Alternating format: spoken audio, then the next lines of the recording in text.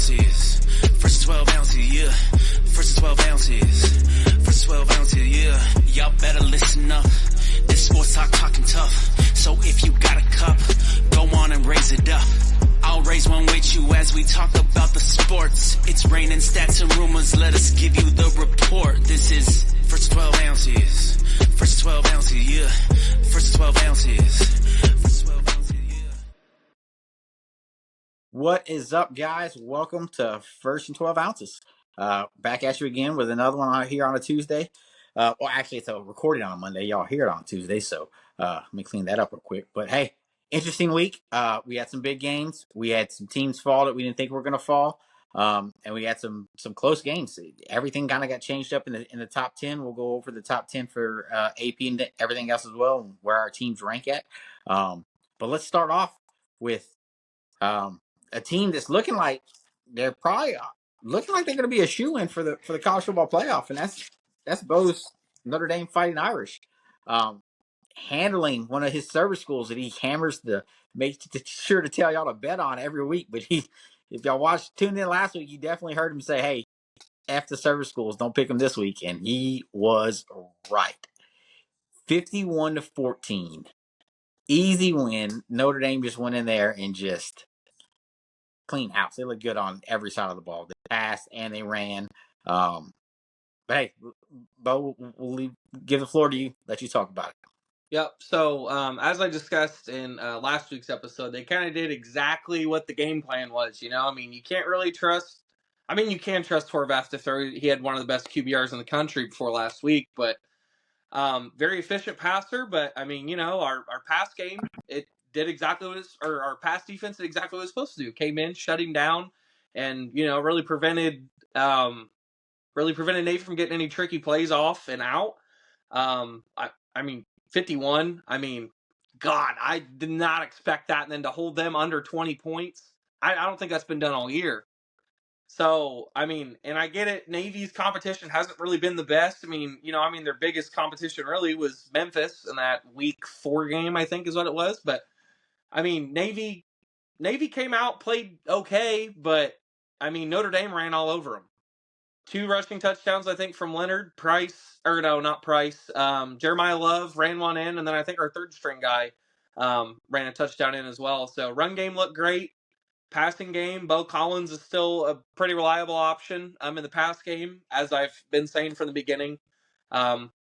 Other than that, yeah, I mean, if Notre Dame keeps rolling, I mean, if we play Navy, kind of like how I think we're going to be playing against Army here in 2 weeks, I mean, or 3 weeks, I think it's going to be about the exact same result.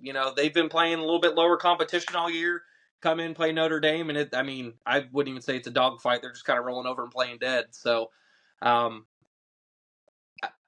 was a little bit more nervous, I think, than maybe what I should have been, because, I mean, look back at their, schedule and their competition. For the school, tough. For everybody else, not so much. So, yeah, Notre Dame came in, handled business, and really, I guess with the Army game, I know they're ranked 21st now, but I'm not necessarily nervous about that at all. I was more nervous about Navy than I was Army, but yeah, now we just pretty much have to kind of buckle down and get ready for USC here at the end of the year, who's looking atrocious, which we can touch on that some other time. But, I mean, yeah, I mean, Notre Dame just needs to keep on rolling and keep them where we're at. I know we lost week 2, but, we haven't looked back since. So, I mean, we've played every other team really well and done what we're supposed to do, go in and handle business and get the hell out of there. Absolutely. And I think when y'all come back, y'all's next game is going to be Florida State, which should be a cakewalk. But another thing that's helping Notre Dame more than anything else is that win over A&M is aging perfectly for them. That is looking great. I was talking to my buddy about that this weekend. Yeah. I think Buddha just said, I think it's the best so far, the best win of the season. It's one of them. If it's not the best, it's one of the top 3 best wins in the country so far. Absolutely. And hey, Riley Leonard didn't look good to start. I think this was his most complete game that he played this past weekend. He threw for 178 yards, threw 2 touchdowns. He ran for 1, not 2, Bo. Ran for 1. Okay, my bad. But 83 rushing yards. I mean, but that's good. You don't want him running that much if you don't have to, and he didn't have to. When I saw him on the sidelines with with his hat on backwards in the headset. I was kind of like, this is something new. This you don't ever see. You've been seeing him in there trying to work out these wins and fight it out. But hey, they handled business with ease. Made it a lot easier than I think all of us thought. I thought it was going to be a kind of a dogfight because I thought, like we all said, Harbaugh I forgot how you say his name. Horvath has been just running on everyone and just killing him. And he had his moments, but they had a lot of turnovers and stuff like that, and Notre Dame capitalized and just did not ever let up. But yeah, that's gonna be a good game here in 2 weeks. Well, I say a good game. Florida State hasn't really done. Florida State's just a hot horrible. They're horrible. Yeah. Florida State's bad, and then we go back the following week, and I think we got Virginia, and then it's Army. Yeah. So it looks like Notre Dame's pretty much got a cakewalk into the CFP, but we'll see. It's college football. I mean, like I said, then the only other team we really have is USC, and from past couple weeks, USC hasn't been looking great either. I mean, they are struggling at all. Absolutely. I'll touch on the Texas game for a little bit. Me and Buddha did cover our teams a little bit on Coffee and Cover 2. Texas goes in to Nashville and gets a win, escapes with a win, 27-24. Game could have easily been way more lopsided. Texas just too many penalties, too many turnovers. 2 tip balls turned into interceptions that turned into points for Vanderbilt. They kind of limited Peso into what he could do. He did have he started off the game after that pick with an 18-yard touchdown run. When it happened, I was like, oh boy, here we go. And then a couple plays later, or later on in the game, he did kind of take a hit right before half and had somewhat of an injury to his leg, but you just saw it affect him for the rest of the game. He wasn't running as much. He wasn't as confident when he was running the ball. So that did affect him and eventually helped the win for Texas. One thing that I did want to touch on as far as Texas goes, everyone has just been on Quinn, and me and Buddha talked about it before you jumped in, Bo, and him just kind of checking down and throwing short passes across the middle or screens and everything else. And Sark finally addressed it a little bit. He addressed it just a little bit in his press conference today whenever someone asked him about it. And he said, I mean, if you want to see the deep ball, tell the defenses to play up then. He's like, I'm not going to call plays that aren't going to work. Like, if the safeties are playing back, I'm going to call the plays that, if their safeties and their cornerbacks are giving a cushion of 5 yards, of course I'm going to run a screen or I'm going to run something across the middle. It's 3 yards. I'm not going to force a long ball. I don't have to. And then Vanderbilt ran one man-to-man coverage that wasn't in the red zone. And when they did, it was a touchdown that Quinn threw. So it's not that Quinn can't do it. It's that the opportunity hasn't been there. When the opportunity is there, he executes. They did point it out. What is it called? The ADOT, average depth of target. Quinn's is 5.9 currently on the year. We're ranking 79th of 79th in the Power 5. So dead last in depth of throws. But, I mean, if they're not giving it to you, don't force it. Also, in comparison, Patrick Mahomes' NFL comparison for his ADOT is 6.1. And he's 51st out of 60 in the NFL. So, I mean, you got to take grain with salt. If the deep ball's not there, you're not gonna force it. You're not seeing it anywhere. No team is going to do that whatsoever. Only time you see someone trying to force a long ball is whenever they don't have no other options and they're just throwing it up for a prayer. You mean Colorado's entire offense? Yeah, yeah. Like if you got that check down and it's going to gain you yards, why not take it? And that's what Quinn's been doing. Whether it's a back out of the backfield or it's one of these screens or something across the middle. Texas also had 18 penalties in the last 2 games. Like, you got to fix something. That's something that's got to be fixed. Has to be fixed going into this bye week. They did give up their first 2 passing touchdowns for the year against Vanderbilt, but hey, it was going to happen eventually. It happened against them. The other thing that I pointed out that I thought was pretty impressive that Sark touched on in his press conference was, I told Buddha this earlier. So DeAndre Moore pointed out to Sark that Quinn changed his route in the middle of motion. So DeAndre Moore is running in motion across Quinn, and Quinn calls out and tells him to run a different route. So DeAndre's just like, all right, and runs the route and gains the first down off of what he said. I'm like, that takes balls. That takes balls. You read the defense, your receivers running across your face, and you say, hey, slant here, or hey, out, or you just call out the route to change, and he does it, and it works. Like that's impressive. That takes some nuts.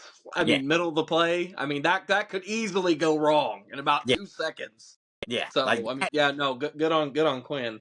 I was like that's something you don't really hear much of. So I was impressed with that. Just you got to take your small wins, and that was a small one. One thing that did happen before the Texas Vanderbilt game, that I didn't note yesterday. So Ryan Wingo, I think I may have touched on it a little bit, but Ryan Wingo actually had a collision with a Vanderbilt player during warmups, all the way to the point that they thought he might not even play. I didn't realize it was that big of a possible injury, but everyone was like, yeah, it was a crazy situation there in warmups, and he collided with a Vanderbilt player, and both players were down for a good long minute. I was like, Damn. and this is in warmups. I'm like, damn, you hate to see that, but like I said, the game was different. Texas was probably 5 or 6 plays away from making this ugly, and then it just penalties and turnovers kind of keep it away from you. Sark did say, they asked him, hey, how are you feeling about the college football playoff? And he shut the nonsense up real quick. He said, no one's worried about the college football playoff right now. Our goal is to win the SEC. I was like, okay. He's like, no, we're not even talking about the college football playoff. We're trying to win the SEC. I was like, okay. That's what I like to hear. So we'll see how it goes. Other than that, that's all I really got on that game. We'll get on to the big one that was crazy. And that's LSU A&M, and A&M is now setting the top of the SEC. Buddha, we'll let you lead the way, brother. Yeah, I mean, talk about a tale of two halves. Although I actually thought that game felt very similar to the last year's opener against Florida State for LSU. Like, they were up 10 at half, but it still kind of felt like, one, I thought the play call in LSU rolled out wasn't very good. And I kept telling everybody I was around at the bar this. Like, I think on the road, in a road environment nuts like that, you got to prioritize staying on schedule. I thought LSU was way too. They felt like they took a lot of shots early, like a lot of pointless shots. Like, they couldn't run the ball at all. I think they finished with 24 rushing yards on 23 carries. Like, I mean, it was horrible. They couldn't, and that's including, but even if you take the sack yards out, they had 40 rushing yards. It was horrible. But it felt predictable. Aaron Anderson is a great receiver for LSU, and I mean, he made 2 amazing plays. But in reality, like, you forced a fumble, so you got a short field and you scored a touchdown, and you had an Aaron Anderson just made a play and scored. And that's where your points came from. They were horrible procedurally in the special teams. And that's one of those things, like, when you miss 2 field goals and it's like this game should be 23-7. You're sitting there at the bar and everybody's in a good mood, but in the back of the mind, it's like, you can't just give touchdowns away. And then you get a third miss, and it's like 9 points is a lot of points to just piss away against a top 15 team that's at home. Like, that feels like it'll bite you. And it kind of did. You lost by 15. If you get 6 of those points, how different does this game look at the end? Absolutely. Right? Now, I do think this. I think Connor Wegman is bad. I thought exactly what we talked about last Tuesday, which was make Connor Wegman beat you, and he can't. And he couldn't. Because early in the game, I was like, we might survive these missed field goals and these other blunders because the defense was playing so good because Wegman couldn't do anything. And then they made the switch on a bad Nuss pick, and the game switched. And I think A&M finished with 240 rushing yards to LSU's 20. And it was all the quarterback. Even though he didn't have all the rushing yards, it just put the LSU defense in a pickle. I thought Nuss played really bad. The thing we've talked about since the summer, that he's gonna just throw the ball sometimes, hasn't bit you yet, and it bit you Saturday. If he doesn't throw one of the picks, if he just takes a sack there, you might win because you don't give Reed the short field. But I do think this LSU season's far from over. Like, you still have a prove-it game against Bama in 2 weeks. You get a win there, you're right back in the mix. You got a chance to get a good win over Vandy. That's going to be a respectful win. if you can do that one. The season's not over. The room for error. I think Josh Pate talked about it. He's like, they're not eliminated. They're eliminated from any margin of error. But like that was the whole deal why it felt so good that they were going to make the playoff, is that you still had the margin of error. And that's what everyone was saying. And then you play with the margin of error, and then people go like, well, we're done from the playoff. It's like, no, the whole reason you thought you were confident is because you could lose one. And if you're going to lose one, I'd rather lose one before Alabama on the road against a running quarterback, which is what Alabama's going to bring at you. Like, now at least there's film on it. Like, there's film to deal with this. Now can you coach it and improve upon it? But, no, I mean, I don't like A&M. I still think they haven't won anything.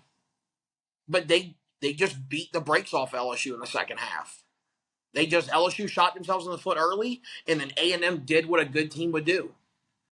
They just took over the momentum, they capitalized on mistakes, and they just beat LSU into the dirt. Good. A&M is a good football team, in my opinion. Now we'll see if they can handle the pressure, because the pressure just got flipped. It was sitting with LSU, now it's sitting with A&M. Can you make a run? How do you handle the pressure? That's where I am on it. Yeah, absolutely. Here's my question for you, because we did touch on it earlier in the year when y'all took y'all's loss to USC, and there was a lack of adjustments. There was no adjustments that happened in that game. And it kind of seemed like there weren't any adjustments when this game came out. I'm not necessarily adjustments, but it seemed like y'all were, and I can understand it, y'all weren't prepared for Reed to be at quarterback. And once he got put there, I guess y'all weren't prepared for him to run the ball as well as he did. Because that's literally all he did. He was 2 for 2. He had one long pass. Other than that, which was a great play. Yeah, absolutely. Great play on. Absolutely. But he averaged like 10 yards a carry almost. Yeah, played great. It astonished me the difference, the way the defense looked with just the quarterback switch. So they tried they tried to make some adjustments by bringing the star role, which is Major Burns, and they tried to bring him off the edge to force the read to where you knew. Basically, they bring him that way the edge can just go, and it kind of forces the read. So you can then, as a defense, Major Burns just took bad angles at him. And I think part of that is he had actually gotten him one time, and then the next one, they score, and then the next drive is when he throws the bomb. And I think that got him. I think once he showed he could throw the bomb, it was like, well, we have to sit here and wait for it to happen. And he's too good with the ball in his hands to do that.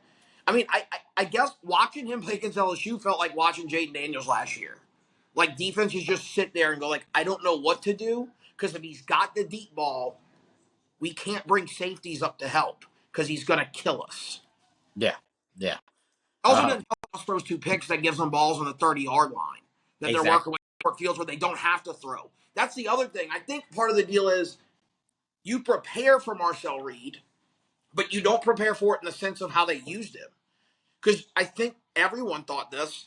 The only way Weigman comes out is if he's hurt or if you're beating him silly. Well, he just played really bad, and LSU was up 2 scores, which is back to why I'm like, if you don't give him the ball on the 25-yard line, where they can then just run down 2 scores in the fourth or late in the third, what does it look like? But you gave him the ball in the short field, so now they can just run. And then by the time you did that, now it's a 3-point game. It's basically tied. Yeah. It's basically a tie game at that point unless you go score, and you couldn't. And game was short field again. Yeah. I actually thought after the 28-17 run, because it felt like you got your bell rung, and then by the time, like, including myself, by the time like I caught my breath from the first touchdown, it was like, holy shit, we're down 11 now. We went from up 10 to down 11 like this. What just happened? Yeah. And then LSU went score.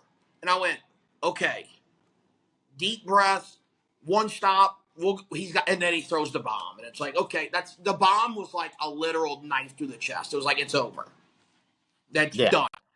Yeah. When he threw that pass, first of all, when he threw it, I was like, because it was the safety and the cornerback that got burnt were closing in, and it just fit perfectly into the wideout's hands. And I was just like, whoa, okay.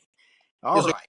ball, great play by because the safety also almost got to it again. Like it was a great catch, great throw. Yeah. Just And every. Yeah. This is the first time since '05 LSU has blown a 10-digit lead at half. it's nuts. It's nuts. That's But it's crazy. fluky. The 10 felt weird. It didn't feel like LSU was dominant. It felt like LSU's defense was doing whatever they wanted. Yeah. That was my next question. Where does your defense go from here? Because now what's left on the schedule, the next one is another big one, and it's against Bama. It's against another mobile quarterback. They're not going to probably run the read option. This is not. We haven't seen them run the read option. I don't think all year, but you got that issue with a quarterback that can pull it and run it. And when Jalen Milroe pulls the ball and runs it, He's one of it's the players in America. yeah, it's ridiculously elite. Um, how do you think BK goes into getting prepared for that? I still think it's a good defense. I think it's a defense that's still young guys, and I think the shock was more of it, right? Like I think the two shocks on top of each other. They're changing quarterbacks, and then they score touchdowns like bam bam, which that's part of Nuss. Like that's a Nuss issue too. You can't give quick flips back to the defense against a guy that they're like, this is not what we game planned. Mm-hmm. We game planned pin the ears back, go get him, and make him beat us. We didn't game plan a guy who's running the read option. We haven't done this. And then Nuss throws us two stupid picks. So the defense is like, holy shit, we have zero room for error. We can't give up a 15-yard run and then go figure it out because a 15-yard run they're gonna score. Yeah. Like I think the defense is gonna be fine. I think it's a weak spot. I actually think Alabama probably does pull out some read option. I think you'd be a bad offensive coach to watch how LSU looked against it and not at least try it. Yeah, I completely agree with you on that.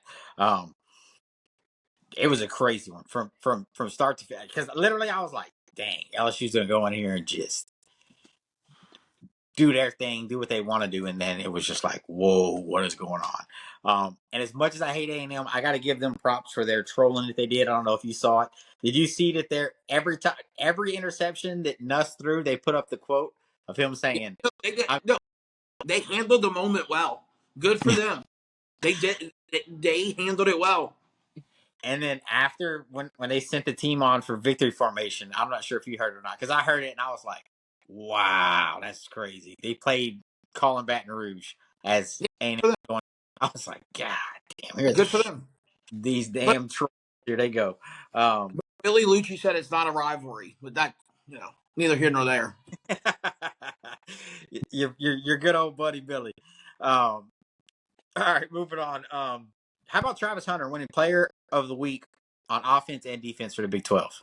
I mean, it's unbelievable. Holy cow! He just yeah, the kid is. What's so crazy is he's so good, but Gentry's put up so much numbers. It's almost hard. It's going to be. How do you make that decision in Heisman? Because I think it's out of two people. Honestly, I think it's out of Hunter and it's out of him. Unless one of these top quarterbacks makes a run here at the end and gets hot. Because it's still in the air. Because I remember that was the year Fournette had like 20 yards against Bama. Going into the Bama game, it was like, it's his award, it's done. And then Henry went nuts, popped on the scene in a primetime game, and won the award. So, like, I think it's between those two guys, unless a guy like Milroe against LSU at 2 weeks from now at 6:30 goes for like 400 and 100 on the ground. Then somebody like that could re-enter the mix. But I think you're down to those two, and I think it's Travis Hunter's award to lose. Yeah, the kid is just playing lights out. Colorado's actually running the ball as well too. Colorado is starting to look like a complete team when they need to be a complete team. They may make the playoff. Yeah, absolutely. They do have 2 losses, so I think one more puts them out of it. So they gotta keep it clean throughout the rest of the Big 12. I'm not sure who they have left on their schedule as far as Big 12 goes. But I revisited my our original. We're gonna have to do newer brackets. But I revisited my bracket, and that thing is Oklahoma State's done, Florida State's done. Like so many teams, and they were picked early, and I'm just like, yep, scratch them from the board because it ain't panning out. Utah's Yeah. fucking. It's crazy. It is crazy. But yeah, I mean, and then once we all come back from bye weeks, we got some pretty big ones outside of Notre Dame. Notre Dame plays Florida State, so that should be a easy one. Texas has Florida. Hopefully, Texas keeps it clean there. I think the all eyes are going to be in Baton Rouge again, especially for our podcast yet again too, because it's your team and it's the team that we've been following, and it's a big one. It's 16 LSU versus 14 Alabama. Both teams going into our bye week. We'll see what they come out with. We're midway through college football already, which is crazy. We do it is a longer season because with the playoffs, and if your teams make the playoffs, you play more ball and stuff like that. We're coming down to who's actual contenders and who's actual pretenders are going to get brought to light in the next 2 to 3 weeks. And then we all end the year. Well, Texas ends the year with a big one. If A&M and Texas keep going in their trajectory, it'll be for a spot in the SEC championship ultimately, which would be huge. But hey, speaking of that, not to overlook it, A&M's got a big one this weekend. And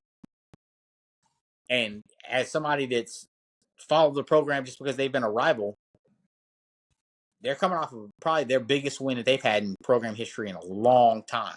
Yes. But they're playing against South Carolina, who's been playing everyone. South Carolina has played year. Every team close. Where's that? Every juggernaut offense they've played them close. It is in South Carolina. Oh God! Yeah, going into the chicken coop. This is it too. So Beamer is all year he's been fighting to get that big win. That big win, that statement win. This could be it. There's no bigger stage or no bigger opponent coming for him. I think this is their game they have left on their schedule. This is the most pressure A&M programs had on it in like 100 years. This is the first time that you can look at them entering November going, you're a legitimate contender. You're a legit contender. Right now, A&M looks like a team that can get in the playoff and beat people. Which none of us thought. No. But that's what they... Now, can you handle it? Can you show up to South Carolina and play them like a team that, you're the top 10 team? Because also next week we get college football playoff rankings. So all the AP poll, which we can talk about, which is always weird, means nothing. Yep, it's thrown out the window after next week. Yep. This is my thing too. So as good as A&M has turned it around and has looked since the Notre Dame game, how good does that make Notre Dame? Because Notre Dame went in there and did what they wanted to. Well, it was a close game, but they controlled the majority of that game. Well, so that brings back the light of if you're giving A&M credit, you got to give Notre Dame credit too, because Notre Dame. Yeah, and I'm just saying in general, just overall, not directed at anyone, but you got to give Notre Dame their credit because they did go in there into Kyle Field, which obviously is a hard thing to do, and got a win. Yes, it was early in the season, but it's still a big win. Now Notre Dame didn't help themselves by that fucking huge stumble they had. Yep. Yeah, because you turn around, you go to College Station, beat now a top 10 team in the country, and then you lose to an unranked Northern Illinois team at home. I mean, obviously I want to give my team give them their flowers, but I mean, it doesn't look. I mean, it looks good, but at the same time, it's a blunder because you turn around and then lost the next week to, a shit team. I mean, you couldn't capitalize in the big moments of the games when you should have. I mean, Leonard couldn't throw, run, nothing. I mean, they couldn't even get anything going in that Illinois game at all. I mean, whatsoever. So it's tough this. because at this point in the year, it's like, okay, well, yeah, they beat. I mean, one of the toughest teams in the country. I mean, they beat LSU. A&M's been going in and beating teams, and Buddha, you've covered on it.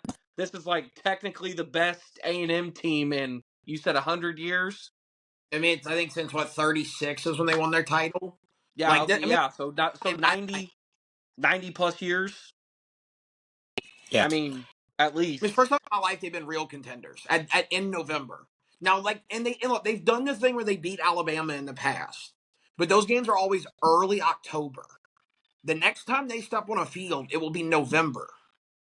It'll be the first time they've had this much behind them in the month of November. They're known for doing great things in October, and then that's usually when the wheels fall off. Yeah, a classic team would have lost Saturday. Yeah. And like, damn, another year where we were on the top of the mountain and we fell off. And then they would draw late and they finished 9-3, and they'd be like, "That's a great year for A&M." But it also sets them up to finish that way too, because they're going into this week with all that hype against South Carolina. But let's revisit the wins real quick. They beat McNeese, okay, but it's McNeese. They beat Florida by 13. They beat Bowling Green by 6. They beat Arkansas by 4. Blew out Missouri. Beat Mississippi State by 10. And then this win beat LSU by 15. Really, outside of the LSU game, they've played everyone else close. But that was also with Wegman at quarterback. So it's like, might as well just go ahead. Wegman set out. Wegman didn't come back till Missouri. Oh, that's right. Oh, shit, yeah. Wegman came back Missouri. This is the thing. I think A&M with Wegman is like the 17th best team in the country. I think with Reed, they're a top 3 team in the country. He is significant. What? Reed can't throw the ball. I don't know if that's fully true. He doesn't need to all the time. Every time he's played, though, the offense looks significantly better. I think that offense fits better around him than Wegman. Like, the way they're designed is to run the ball. They don't have great weapons on the outside. Their running backs are really good. He can do enough passing it where Wegman basically is a pocket passer. So you have to have playmakers on the outside, which they really don't. Like, I think that's why LSU had so much success against Wegman. Was like, you can put these young cornerbacks on islands and go, we'll be okay. They may get us once or twice, but, like, they can't do it. Marcel Reed makes them a way better offense, also based on how their defense is formed. They're really good defensively, so, like, he's a ball control quarterback. I think they're a hard out with him at quarterback from anyone they would play, especially in that stadium. You know, I think that also plays a massive factor. Yeah. I think the home field advantage is going to be a huge thing moving forward. Especially, Texas is playing Texas. They'll handle New Mexico State with ease. Then they start off with this weekend against South Carolina at South Carolina. They got New Mexico State at home, which they should handle. Then they go to Auburn, and then Texas goes to Kyle Field. I'm not as concerned. I'm really not. I think we faced our probably second best quarterback we played all year this past weekend. I would agree with that. And outside of the turnovers and putting them in scoring position, he really didn't do as much as I thought he was. Again, I'm not trying to take credit. The kid is still phenomenal. I'm a Peso fan, even though I told y'all and I said it on Coffee and Cover too. Hey, we don't like pesos in Texas. Y'all keep that shit over there. I think the kid's phenomenal. I think he's a great athlete. I think Vandy's still going to be trouble for some teams down the road just because of the way he plays ball. But I think if you got to give me the pick out of the two, out of Reed or Peso, I'm going to go with Peso. I would too. I would too, for the record. I think if you take Peso off of Vandy, they might have one win. I think he does that. And it sucks that the schedule that Vandy's got with Peso. But I agree. I think Peso's the best quarterback y'all are going to play this year until you get into the playoffs and whoever you draw there. But Peso makes them a top 25 team. I know they're not ranked right now, but which is something I wanted to touch on too. You can't tell me there's 25 better teams in college football than Peso Pavia's Vanderbilt. They would beat everybody outside the top 10 or be in a real game against them, right? Like the LSU Vandy game is that's not a cakewalk. Now it's in Baton Rouge, but you can't tell me they're not just as good as you can't tell me there's 25 teams better than them. I know I know the record doesn't say that, but they've also played 2 top 5 teams and 1 top 10 team. They've played a gauntlet. And played close with some real high scoring offenses too. I mean, hell, they put up 40 against Bama, which obviously isn't saying much against their secondary. But again, it's just you played Bama and you put up 40 on them. Yeah. And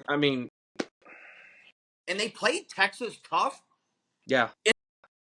Just as an impressive fashion. Because against Bama, they got ahead and they kind of could keep Bama down. Yeah. They stopped Texas from allowing Texas to blow them out. They were able to go nope, we're gonna make this a football game at the end. Yeah, they made it a 3-point game, and they were 13 or 14-point dogs, I think, in that game. I think, quote me out. Correct me if I'm wrong, but I think that was the spread. Every one of their losses was under 10 points. Hey, and you gotta think the Mizzou, they miss a field goal. They should have they should have won. Top 10 win. That's what the question I was going to ask y'all too. So Mizzou comes in ranked 25th. Bullshit. After getting blown out by Alabama. Texas wins by 3. Mizzou's ranked 25th, and it probably came down to them too. And Mizzou's got the head-to-head. That is true. That is true. That's what it is. That's why. But I don't think the college football playoff rankings are going to show that. No. I think they're gonna put Vandy at 24. Because again, I just genuinely you can't tell me you could watch that team play and there's 25 teams that are better than them. They're a good ball team. Pavia is a dangerous dude. I wasn't worried about him throwing the ball. I was worried about him when he gets outside of the pocket, because that's when he makes stuff happen with his feet and then with throwing it. Because if he's in the pocket, you got him controlled. If he gets outside of the pocket, he becomes a huge problem because the dude's got wheels. So they got Auburn this weekend. Dub. Then they got South Carolina. Good one. Then they go to LSU. Good one. And then Tennessee goes to them. I think they're going to rank them because they got a chance to make noise. If they win against Auburn, I think they probably jump back into the rankings. I agree. They should. South Carolina, it depends on what South Carolina does this week, because that'll be a big South Carolina Vandy's probably going to be a big game. I also think it depends on how much they can beat South Carolina by. If it's a close game, probably not. If they can beat them by if they beat them by more than a touchdown, because South Carolina's been playing everyone close. Yeah. So it's going to be hard. It's going to be South Carolina's defense is good. I know. If they run the next 2 and win the next 2, going into Baton Rouge, and say LSU beats Bama, that game is going to set up to be huge. Again, Vandy got fucked on this schedule. Yeah, they did. Let's just play the game. LSU beats Alabama. LSU will be a top 12 team. Tennessee more than likely will be sitting in that 12 to 20 range. Vandy's going to finish this season with half their games being against top 15 teams. Yeah, so far they've played 1, 2, 3 top 10 teams. And you have 2 more, so 5 of their 12 games. I did see that. Texas and Vanderbilt are the only schools to play 3 top 10, top 25, top 10 teams in the nation. Which is Vandy got screwed because they're going to finish 6-6 and be the best 6-6 team of all time. That's Like let's put it this way, if you put that Vandy team in the Big 12 right now, they might be 8-0. Yeah. And they may be Yeah. ranked like 8th. I think they're better than Miami. If Vanderbilt played Miami, I would put money on Vanderbilt to win. So if they win their next 2 games, they go into LSU. They go into Baton Rouge at 7-3 overall, and 4-2 in conference, with an argument of being somebody that you got to respect. That's a dangerous game to end the season for both you and for both LSU and Tennessee. Yeah, I'm telling you, it's nuts, dude. Like, it's not. In the summer, you look at the schedule and you go, okay, there's the breather. That's where you take the deep breath. And now it turns out the breather's the last game of the year. Like, I didn't think OU would be as bad as they are. I don't think anybody thought Vandy was going to be this No. team that's just as like. They kind of remind me of last year's Mizzou, where you're like, you just don't want to play these guys. Nobody knew who Peso Pavia was until they beat Virginia Tech. And then everybody's like, what is Vanderbilt got going on? And then they went and put 55 up on Alcorn State. And everyone else was still like, what's going on here? Then they got into a dogfight with Georgia State and ended up losing. How'd they lose to Georgia State? Like, that's what. How is that possible? They lost by 4, 36-32. Like, how'd they lose to that? Like, that's the one they're going to kick themselves because they should be sitting at, 6-2 right now? Yep. Because then the following week after the Georgia State, they lost to Mizzou. And then they came in and they beat Alabama. Yeah, they lost on a missed field goal. So, I mean, they should have won that game. Because if you think about that, if they don't lose the Georgia State game, they make that field goal,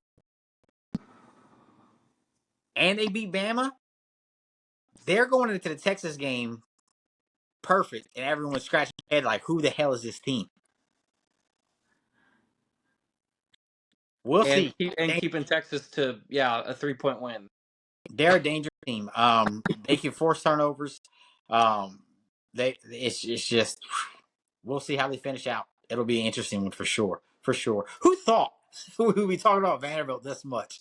Ever. I mean, not me. The committee just for shits and giggles just needs to throw them in and just see what they can fucking do in the playoffs. The playoffs are like, I'm so scratching my head and just I don't know the G5 how. bid. It's like, we're gonna bend the rules and give Vandy the G5 bid. Sorry, Boise State. It's the college football playoff, and it does come out. It comes out. You said this week, right, or next week? I think it's next week. I think it's next Tuesday at 6:00. There's the big college football playoff show where they're gonna the initial rankings. Ooh, we might have to do a live for that one. Yeah, we'll have to go live for that. Yeah, we'll definitely do that. I'll write that down now. So the CFP rankings, we'll do a live, which will be fun. We'll just have to make sure whoever gets the feed first out of us 3. Hey, wait, before you start screaming and going nuts. But that's it, fellas. That's all I got. Unless y'all got anything else y'all want to. All I got.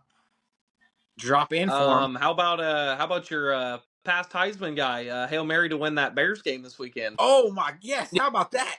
He's a stud. I've been trying to avoid the NFL though. I mean, fair. I mean, I am too. I have the worst QBR quarterback Your as my starter. Out because he was tired. That was ridiculous. Richardson sucks. Solo 10-minute rant on that where we can just have a clip for it because he tapped himself out, psychotic. I've never seen a quarterback do that. He went like this because when it happened, I was like, oh, he must have hurt his leg, and then they showed the replay, and I was like, no, he's just saying he's gassed. He's tired. They interviewed him. In the interview, they said, hey, why'd you come out of the game? He goes, I was just tired. Nuts. That feels like if I was a fan, I'd be like, cut him, give me Joe Flacco. That's kind of my vibe I'm getting right now because Flacco can actually fucking complete passes and not throw 30% completion rate per game. Because that's what he threw last game. He went 10 for 32. His wide receiver unfollowed him afterwards. Which one? Pittman.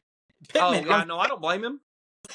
I was like, oh shit. Also, I wish he would have hit Adnai on a couple of those touchdown throws he had him because, right over his head. I'm like, what the hell are you doing, Richardson? I'm like, I told my buddies over the weekend, I said, bench his ass, have him learn behind Flacco for another year because he clearly ain't ready.